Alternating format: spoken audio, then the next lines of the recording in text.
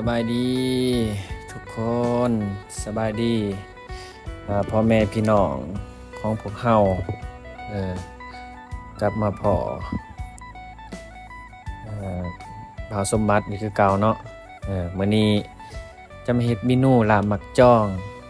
เมนูลาบมักจ้องเฮาก็มาเกี่ยมเครื่องก็มีหลายอย่างเฮาแซ่แล้วเนาะมักจ้องเนาะแซ่แล้วเพราะว่าเฮาแซ่ไว้เนาะมักจ้องแซ่ไว้ก็หลายหน่วยเติบ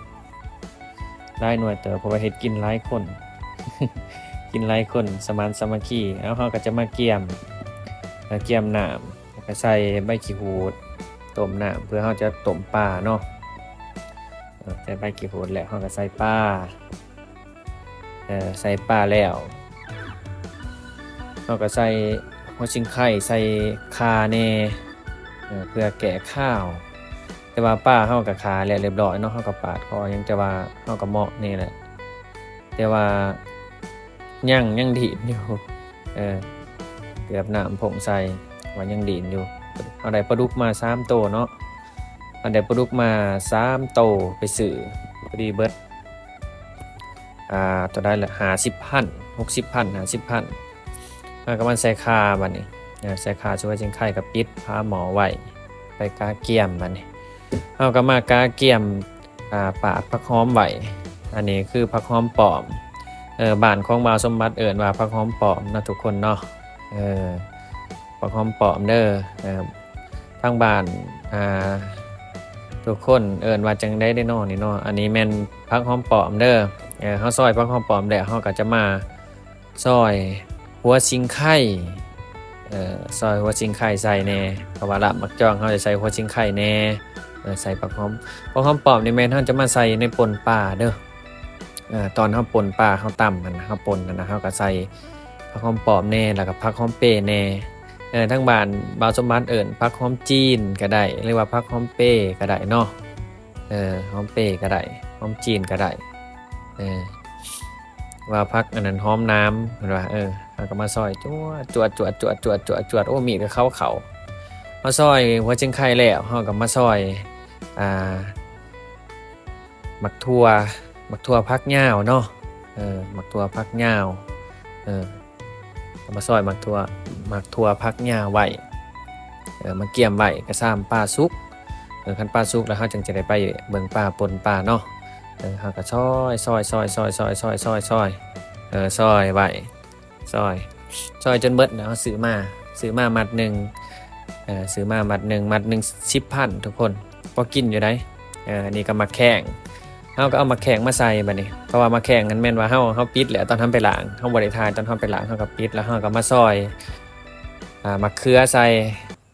มะเขือนี่ใส่ประมาณ4หน่วยเด้อทุกคนเด้อเพราะว่าเฮาเฮ็ดหลายใส่มะเขือแหน่เฮาก็ซอยมะเขือซอยแหลบๆปานใดแห้งดีแล้วหรือว่าเฮาซอยหน่อยกว่านี้ก็ดีแต่ว่าอันนี้บ่าวสมบัติเฮ็ดใหญ่แหน่หรือว่าเฮาซอยนี่เฮาซอยเป็นเปียงแหละเฮามาตัดครึ่งก็ได้เด้อเฮามาตัดครึ่งก็ได้ผู้ใดอยากกินหน่อยก็ใส่เห็ดน้อยๆก็ได้ผู้ใดอยากกินเปียงใหญ่ก็เห็ดใหญ่ๆเลยหลังจากเฮาซอยมะเขือแล้วเฮาก็มาซอยหัวหอยที่ขาดบ่ได้หัวใจรักคือหัวหอยเนาะและป่นปลาหัวหอยเนี่ยถ้าได้หอยทรายหอยทรายจะดีเด้อทุกคนเด้อถ้าได้หอยทรายจะดีหรือบ่ก็หอยคันบ่มีหอยทรายก็เอาหอยจูบมันเด้ทางบ้านบ่าวสมบัติเอิ้นหอยขี้คมหรือว่าห้อยจูบก็ได้เนาะใส่ห้อยจูบก็ได้ถ้าเฮาบ่อยากใส่ห้อยปักกวางแต่ว่าอันนี้บ่มีห้อยจูบแล้วก็บ่มีห้อยทรายก็เลยว่าเอาห้อยปักกวางซะไปใส่แต่ก็ใส่ได้คือกันเนาะก็แซ่บคือกันเฮาใส่ห้อยปักกวางก็ซื้อมาใส่แต่ว่าตัวนี้นี่เฮาจะซื้อตัวเขาเจ้าอันนั้นแหละเรียบร้อยแล้วเด้ทุกคนหน้าตาของเฮาจะเฮ็ดคือว่าคักหลายอย่างนี่ฮะก็ใส่มะเขือแน่มะเขือแน่มะเขือแน่แล้วก็หมากเพชรหลายอย่างแหละเครื่องป่นกันมีมะเขือหมากเพชรมะเพชรเฮาซอยมะเพชรดิบกับมะแข้งมะทั่วผักบัวหัวหอมเดี๋ยวบ่าวสมบัติจะเอาขึ้นใน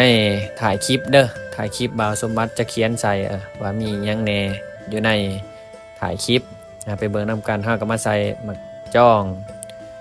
เฮามาใส่หมักจองรู้สึกว่าหมักจองหลายทุกคนโอ้หลายพุ่นเฮายังสิได้ตักออกอีกหมักจองแล้วเฮาป้าเฮาก็สุกเนาะถือว่าเฮาในการรอคอยถือว่าเฮาแล้วเบิดทุกอย่างแล้วป้าเฮาก็สุกป้าเฮาสุกแล้วเฮาก็มาอ่าเอาใจเอาแต่ศีลศีลเอามาป่นกกกับกกน้อยโอ้ยตำแต่ป้าตำแล้วก็จังมาคนเอามาใส่หน้ามาป่นเดี๋ยวมาคนอยู่ในอันนั้นในกระสามแล้วก็ใจป้าแล้วก็ใส่โคกใส่โคกแล้วเฮาก็สิตำโอ้ป้านี่มีป้าซื้ออยู่อันนั้นอยู่ตลาดมีตัวแม่ไข่ทุกคนเบิด3ตัวนี่เด้หน้าตาที่เฮาตำแล้วก็จะเป็นประมาณนี้เนาะสีสันแล้วเฮาก็มาใส่ผักหอมป้อมแล้วก็ผักหอมเป้ที่เฮาได้ซอยไว้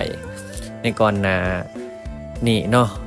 เฮาก็จะมาใส่ตำให้เข้ากันแล้วเฮาก็จะตักป่นนี่เฮาก็ใส่ซ้ำแล้วเฮาก็เอาน้ำต้มนั่นแหละน้ำต้มของป้านั่นเด้เฮาก็มาถอกใส่บัดนี้เอาน้ำต้มของป้านั้นมาถอกใส่หลายๆโลดโอ้ก็สิบ่อยากแสบปานใดเพราะว่าป้าน้อยได้น้อยหลายเงินบ่พอ งบบ่พอป้าหา10,000 60,000ได้3โตแต่ว่าป้ามีไข่เด้อปลาดุกเด้ออันที่สำคัญอย่างให้แซ่บมันใส่เนื้อปลาดุกหรือว่าความมักไผลาวเด้อนี่เด้มักจ้องที่เฮาอันนั้นแหละเฮาแดกเบิดเฮาป่นแล้วเฮาก็มาถอกใส่แล้วก็คนถือว่าคนแล้วก็สำเร็จเสร็จสิ้นคนแล้วสำเร็จเสร็จสิ้นถือว่าตักกินได้เลยเด้อทุกคนเด้อเฮาจะบ่ได้ถ่ายตอนกินมีแต่เฮาถ่ายตอนเฮ็ดแล้วหน้าตาของมันจะเป็นแบบใดเด้อขอบใจที่รับชมน้ำกันเด้อทุกคนเด้อ